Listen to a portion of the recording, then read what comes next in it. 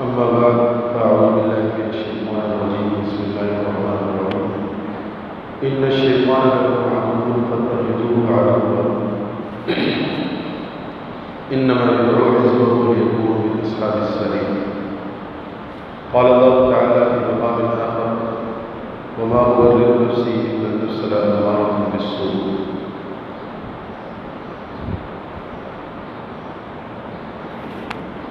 صدق اللہ العظیم.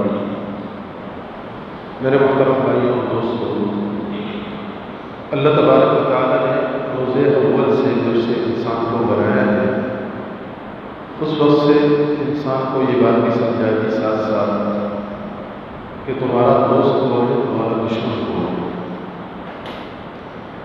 اور دوستی کی بھی دلیل دے دی، دشمنی کی بھی دلیل دے دی. دوستی کی اللہ نے سب سے بڑی دلیل یہ دے دی کہ جب انسان کو بنانے کا ارادہ کیا تو فرشتوں سے جب مشورہ کیا تو فرشتوں نے اس لیے مشورہ دیا کہ زمین کے اندر فساد برپا نہ ہو.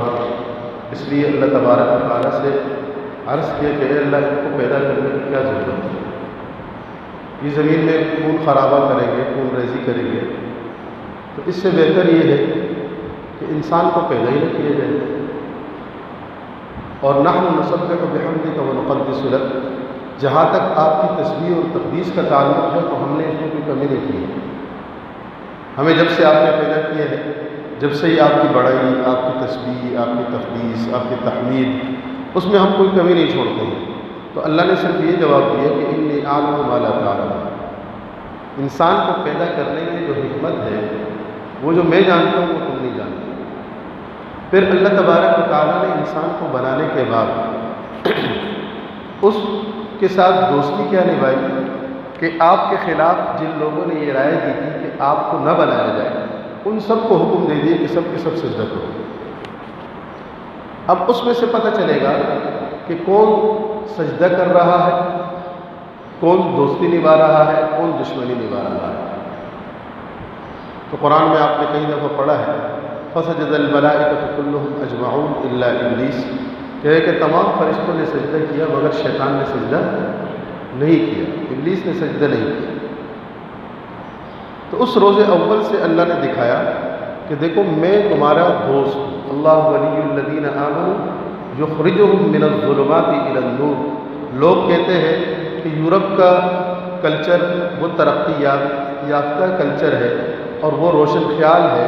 میں کہتا ہوں میرا دعویٰ یہ ہے اور اللہ کے رب کا اور اللہ کے کلام کا دعویٰ یہ ہے کہ اسلام سب سے زیادہ روشن خیال ہے. کیوں؟ وجہ ہے کہ قرآن کہہ رہا ہے کہ اللہ ولی الذین آمنوا یخرجہم من الظلمات الی النور. اسلام اتنا روشن خیال ہے کہ جو اسلام کے اندر داخل ہو جاتا ہے، جو اللہ کے ساتھ لو لگا لیتا ہے، اللہ کے ساتھ دوستی لگا لیتا ہے، اللہ کو اپنا محبوب اور مقصود اور مطلوب بنا لیتا ہے، تو اللہ تبارک و تعالیٰ اس کو نہ صرف تاریک سے بلکہ تاریکیوں سے نکال کر روشنی کی طرف لے آتا ہے. اس کے خیال بھی روشن ہو جاتے ہیں، اس کا دل بھی روشن ہو جاتے ہیں، اس کے اعضاء اور جوارح بھی روشن ہو جاتے ہیں، اس کے سر کے بالوں سے لے کر پاؤں کے ناخن تک جسم کا ہر حصہ روشن ہو جاتا ہے. تو مجھے بتاؤ اسلام سب سے زیادہ روشن خیال دین ہے یا نہیں؟ سب سے زیادہ روشن خیال دین اسلام ہے. خیالوں کو روشن کرتا ہے. روشنی کا مطلب ننگا ہونا نہیں ہے. روشنی کا مطلب ننگا ہونا نہیں ہے. صحابہ بھی اب دیکھیں نا، آپ آج کے یورپ کا کلچر دیکھیں اور شروع میں جو صحابہ نے وقت گزارا ہے وہ دیکھیں. شروع میں صحابہ کے پاس بھی ایک کپڑا ہوتا تھا تن کو چھپانے کے لیے، اور آج کل بھی یہ چند کپڑے پہنتے ہیں چند تن کو چھپانے کے لیے. لیکن آج کل یہ جو ایک کپڑا پہنتے ہیں تن کو چھپانے کے لیے، یہ بے حیائی کی وجہ سے پہنتے ہیں. وہاں ان کے پاس کچھ نہ تھا، فقر و فاقہ کی وجہ سے پہنتے تھے. تو اس لیے اللہ نے ان سے دوستی کا اعلان کر دیا اور ان سے دشمنی کا اعلان کر دیا. تو یہ بات روز اول سے اللہ تبارک و تعالیٰ انسان کو سمجھا رہے ہیں کہ دیکھو یہ شیطان تمہارا دشمن ہے. دوسرا دشمن کون ہے؟ وہ تمہارے اندر ہے، وہ نفس ہے. ما جعل اللہ لرجل من قلبین فی جوفہ. اللہ قرآن میں فرماتے ہیں 21ویں پارے کے اندر کہ اللہ تبارک و تعالیٰ نے کسی پیٹ کے اندر دو دل نہیں بنائے ہیں. جیسے ہم بسا اوقات کہتے ہیں یار ایک دل چاہتا ہے قرآن کی تلاوت کروں، ایک دل چاہتا ہے قرآن کی تلاوت کہتے ہیں نا، اس کا مطلب ہمارا بھی ذہن یہ ہے کہ ہمارے پیٹ کے اندر دو دل ہیں۔ اللہ نے فرمایا ما جعل اللہ لرجل من قلبین فی جوفہ، میں نے پیٹ کے اندر دو دل نہیں بنائے ہیں، میں نے ایک ہی دل بنایا ہے۔ دوسرا نفس ہے، اگر دل لیفٹ میں ہوتا ہے لیکن ہمیشہ رائٹ ہوتا ہے، یعنی دل بائیں طرف ہے لیکن یہ ہمیشہ سیدھی باتوں کا حکم کرتا ہے۔ ہمیشہ جب آپ یہ دیکھیں کہ اندر سے ایک آواز یہ آ رہی ہے کہ آپ نیکی کرو، اور ایک آواز یہ آتی ہے کہ آپ نیکی نہ کرو، تو جو نیکی کرنے کا حکم کرتا ہے وہ دل ہے، اور جو نیکی نہ کرنے کا حکم کرتا ہے وہ نفس ہے، وہ دل نہیں ہے، کیونکہ دل اللہ نے اپنے لیے بنایا ہے۔ وما ابرئ نفسی ان النفس لامارۃ بالسوء، اللہ تبارک و تعالیٰ قرآن میں فرماتے ہیں وما ابرئ نفسی، زلیخا نے کہا تھا، زلیخا ایک روایت کے مطابق یہ الفاظ زلیخا کے ہیں کہ میں اپنی نفس سے برات کا اعلان کرتا ہوں، اس لیے کہ ان النفس لامارۃ بالسوء، یہ نفس جو ہے یہ برائی کا حکم دیتا ہے۔ نفس کی بھی تین قسمیں ہیں، ایک یہ کہ آپ نے نفس کو اپنے تابع بنا دیا،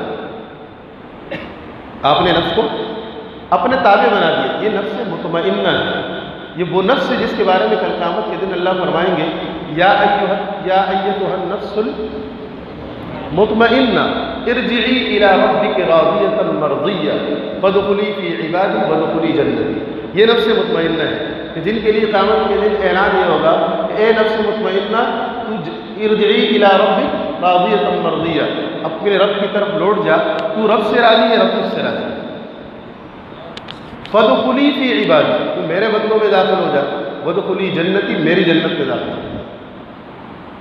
ایک نفس لوامہ ہے، لوامہ کا مطلب یہ ہے کہ اس نفس پر آپ نے اتنی محنت ضرور کر لی ہے، اس کو اتنا تابع ضرور کر لی ہے کہ جب آپ کوئی برائی کرتے ہیں تو آپ کو ملامت ضرور کرتا ہے،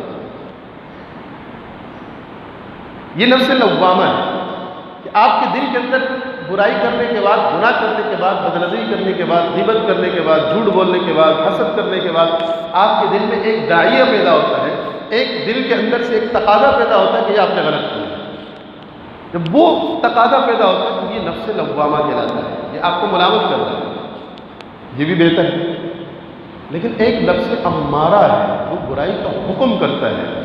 جب ایسی کوئی نفس کی کیفیت بن جائے جس کا مطلب نفس انتہائی مضبوط ہو چکا ہے، اس کا مقابلہ کرنا اب آپ کے لیے اتنا آسان نہیں ہے کہ آپ اتنی آسانی سے اس کو قابو کر سکیں، یہ نفس آپ کا دشمن ہے۔ دوسرا شیطان ہے، شیطان کے بارے میں تو اللہ نے کئی جگہ کھل کر فرمایا انہ لکم عدو مبین، یہ تمہارا کھلا دشمن ہے، چھپا ڈھکا چھپا دشمن نہیں ہے۔ ان الشیطان لکم عدو فاتخذوہ عدوا، یہ تو شیطان تمہارا دشمن ہے، لہذا اس کو دشمن بنائے رکھو، اس کو دشمن بنائے رکھو۔ انما یدعو حزبہ لیکونوا من اصحاب السعیر، ایک اللہ کی دعوت ہے جو اللہ دوست ہے، دوسرے شیطان کی دعوت ہے جو شیطان دشمن ہے۔ دشمن کس چیز کی دعوت دیتا ہے؟ انما یدعو حزبہ لیکونوا من اصحاب السعیر، وہ دعوت دیتا ہے ایک جماعت کو تاکہ وہ جماعت میرے ساتھ جہنم کی آگ اور ایندھن بن جائے، اور اللہ دوست ہے تو واللہ یدعو الی دار السلام، اللہ دعوت دیتے ہیں دار السلام یعنی جنت کی، للذی احسنوا، یعنی اللہ تبارک و تعالیٰ اس لیے دعوت دیتے ہیں جنت کے اندر کہ جنت کے اندر ایک تو آپ کے ساتھ تمام اچھائیاں ہوگی وزیادہ، اور ایک چیز کا اضافہ ہوگا، وہ جو اضافہ ہے اس کے بارے میں مفسرین نے لکھا ہے کہ وہ اللہ اپنی زیارت کرائیں گے، اللہ اپنا دیدار کرائیں گے۔ تو جب اللہ کے ساتھ دوستی لگائیں گے تو بظاہر کچھ مشقتیں تو دنیا میں ہوگی، کچھ تو برداشت کرنا پڑے گا، کچھ پانے کے لیے کچھ کھونا تو پڑتا ہے نا۔ وہ کھونا ہم نے کیا پڑھنا ہے؟ ہم جس ماحول میں رہ رہے ہیں، خدا کی قسم کھا رہا ہوں، باہر کا ماحول اور اس ماحول میں زمین اور آسمان کا فرق ہے، بشرطے کہ اس ماحول کو ہم خود خراب نہ کریں، اس لیے کہ باہر کے ماحول میں نیکی کرنا مشکل ہے، گناہ کرنا ہر طرف گناہ، ہر طرف گناہ، ہر طرف گناہ، اور گناہ کرنا اتنا سہل، اتنا آسان ہے کہ گناہوں کے لیے کوئی رکاوٹ نہیں ہے، نیکیوں کے لیے بہت ساری رکاوٹ ہے۔ لیکن اس ماحول کے اندر، جس ماحول میں آپ رہ رہے ہیں، اس ماحول میں گناہ کرنا مشکل، نیکی کرنا آسان ہے۔ آپ مجھے بتائیں، صبح 7:45 سے آپ کی پڑھائی شروع ہوتی ہے، تقریباً 12:15 تک چلتی ہے، اس دوران میں آپ استاذ کے سامنے بیٹھ کر کوئی گناہ نہیں کر سکتے، بہت بہترین ماحول آپ کو گزرتا ہے۔ اسی طریقے سے باقی جو اوقات آپ کو مدرسے میں گزرتے ہیں، اگر آپ اس میں بھی اپنے آپ کو گناہوں سے بچانے کی کوشش کریں، اللہ سے دوستی لگانے کی کوشش کریں، نفس اور شیطان سے اپنے آپ کو بچانے کی کوشش کریں، تو کوئی مشکل نہیں ہے۔ میں کہہ رہا ہوں 360 دنوں کے اندر سب سے بڑے ولی اللہ کے بن سکتے ہیں۔ 360 دن تو بہت بڑی بات ہو جائے گی، 1 منٹ میں اللہ کا ولی آدمی بن جاتا ہے۔ آپ ابھی بیٹھے بیٹھے اللہ کے سامنے یہ کہہ دیں، اللہ میں نے آج سے آپ سے دوستی لگانی ہے، میں نے تمام گناہوں سے توبہ کر لی، اللہ نے آپ کو دوست بنا لیا۔